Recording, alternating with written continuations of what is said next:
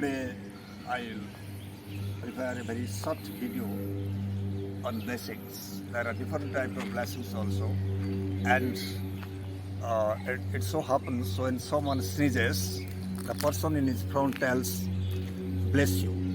Its original English is that Gesundheit. Gesundheit, G-E-S-U-N-D,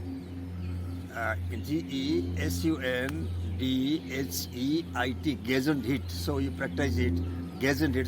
If someone says this, after that, instead of telling bless you, you tell Gesundheit. I think this short video will help you learn a new English word. Thank you, muchas gracias.